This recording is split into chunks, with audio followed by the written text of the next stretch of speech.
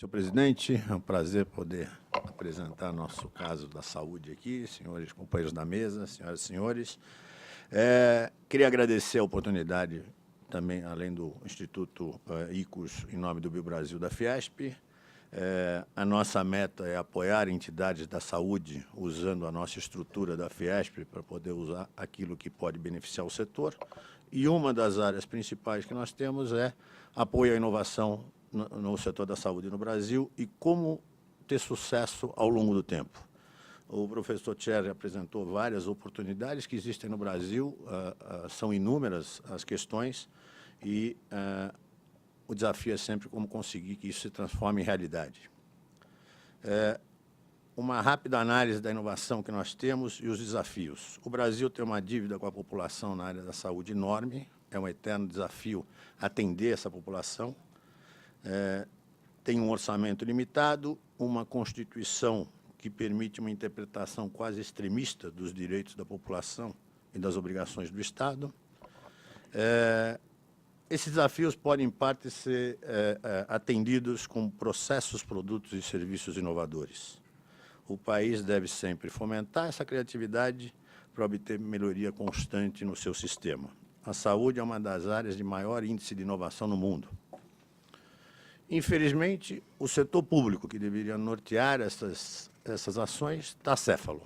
Tivemos, recentemente, 2 ministérios que afetam diretamente a inovação no nosso setor, que é o Ministério da Saúde e o Ministério da Ciência e Tecnologia, que foram loteados e entregues a troco de nada.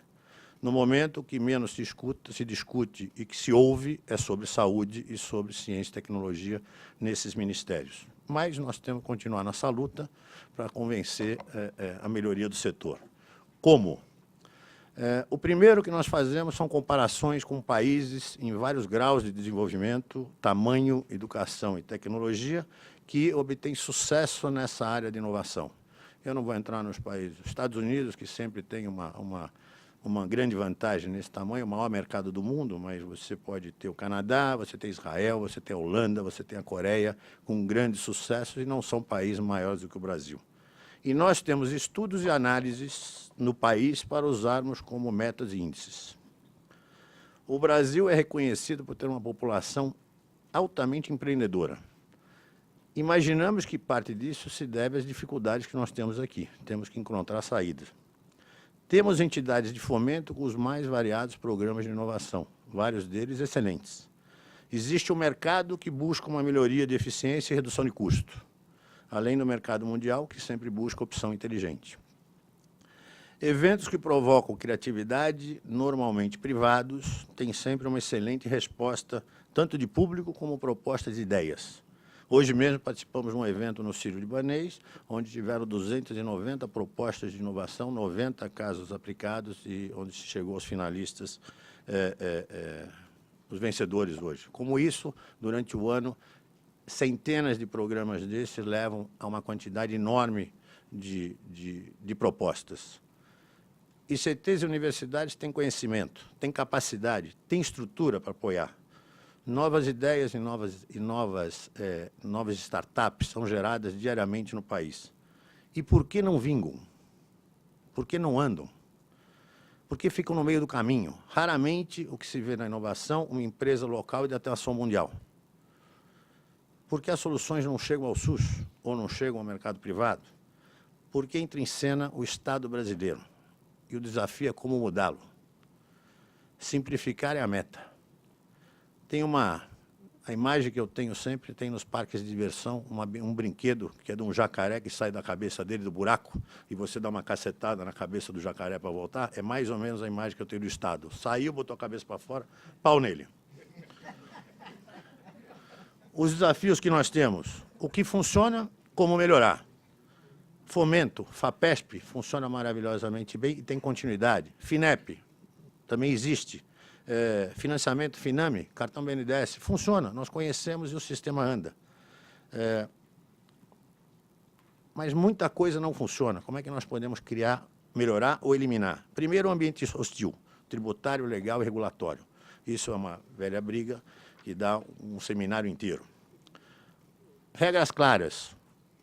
os programas anunciados ou requentados que nunca entram em vigor, que nunca são regulamentados, que entram e saem sem alcançar nem medir sua eficiência e seu resultado. Todos anunciados nos últimos anos foram cancelados. Nós gastamos mais dinheiro de passagem para ir a Brasília para audir o programa e depois voltar para ver que ele faz do que investindo em inovação no nosso setor.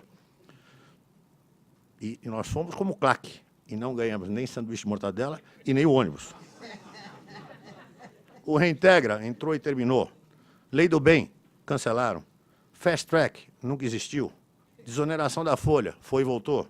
Redução tributária para a saúde, aprovaram e não regulamentaram. Bom, isso vários, mas tudo isso é só uma Brasília para aplaudir. Então, nós temos, melhor ter menos regra, mas que elas sejam claras e constantes. Nós temos que saber com quem nós estamos fazendo. Regularidade. Os processos de longo prazo e longa duração, as pessoas têm que aprender como utilizar os processos, como utilizar o sistema. Está aqui o professor Brito, que tem um sistema na FAPESP que funciona a longo tempo, e todos conhecem, e ainda assim precisa de divulgação constante. O pessoal tem que ser técnico, não político. Os programas têm que ser de Estado, não de governo. O uso não político dessas condições. E tem que ter consistência, utilidade e clareza. Direcionamento. Às vezes, direcionamento nas pesquisas e inovações podem gerar resultados fantásticos. E por que inovadores precisam de direcionamento? Porque imaginam que naquela linha terão apoio do governo quando o produto ou o processo for lançado. Nem sempre é desse jeito. Mas nós tivemos um caso do Inova Finep, onde o direcionamento das pesquisas levou à multiplicação por 10 do número de empresas que entraram e prepararam e apresentaram o seu resultado, simplesmente porque foram definidas as linhas de ação. Legislação para parcerias. Hoje nós temos uma dificuldade, tanto nas parcerias, que já melhorou muito com as universidades e as empresas, mas, por exemplo, eu não posso hoje recompensar um funcionário que teve uma boa ideia, porque senão integra o salário. E eu não posso fazer uma parceria com um pesquisador, porque ou eu vou acusar ele de corrupto, ou eu vou ter depois que integrar ele na folha de pagamento. É muito complexo. A remuneração, premiação ou retorno tem sempre um alto risco de contingência. E aí, quando você vai pegar uma empresa que está com esse sistema no mercado, e ela vai negociar até com outra empresa, entra a contingência, todo mundo pula fora. A legislação deve ser simplificada para permitir parcerias, remuneração sem incorporação, tributação excessiva e riscos legais. Segurança jurídica. Lei sem definição. O caso da Lei do Bem foi muito emblemático. Lançou-se a Lei do Bem, você podia apresentar no Ministério de Ciência e Tecnologia quanto você ia fazer, quanto você ia deduzir. O Ministério não devolvia para você, simplesmente você aplicava e você descontava depois de renda. Depois de 3 anos, o Ministério disse, não aceito a tua proposta. A Receita Federal foi lá e multou as empresas. Foi uma coisa que ele não tinha dito. Incentivos dúbios. Contratos entre as partes. O mercado, apesar de ser reconhecido como um dos 10 grandes mundiais na área da saúde, essa classificação serve para os serviços, principalmente, e um pouco na área de fármaco. Na área de produtos para a saúde, nós somos menos de 0,5% do mundo.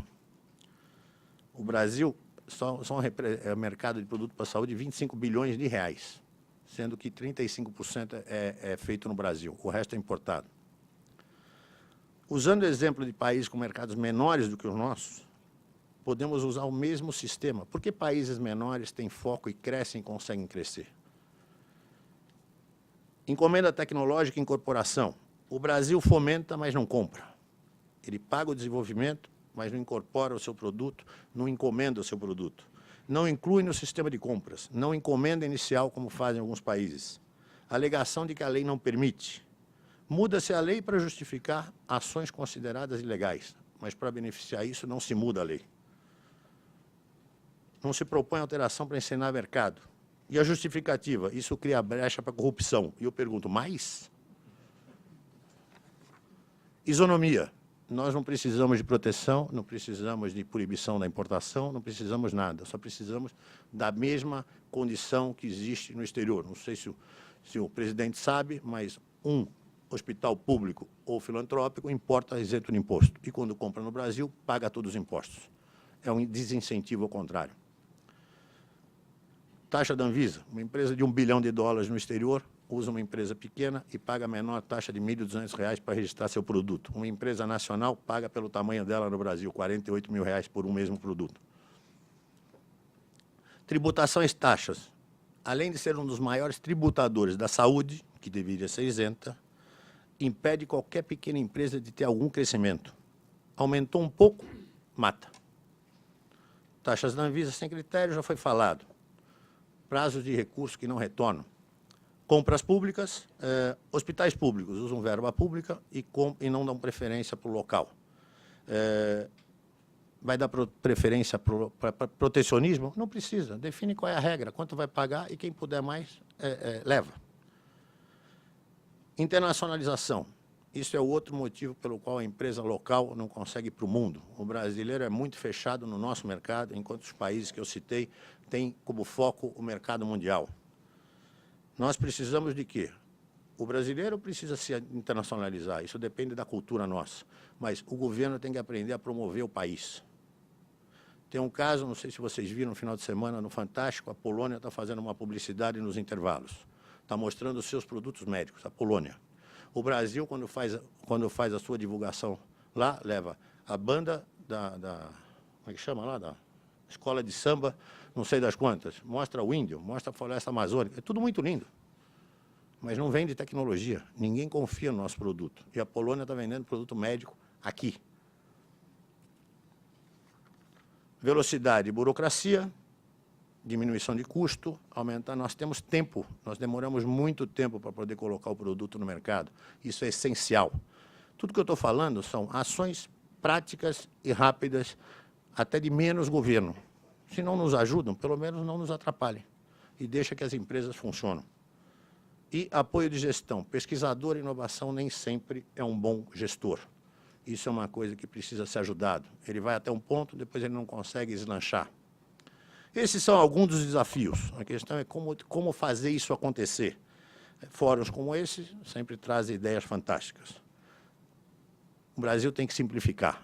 O resto as empresas fazem. Obrigado.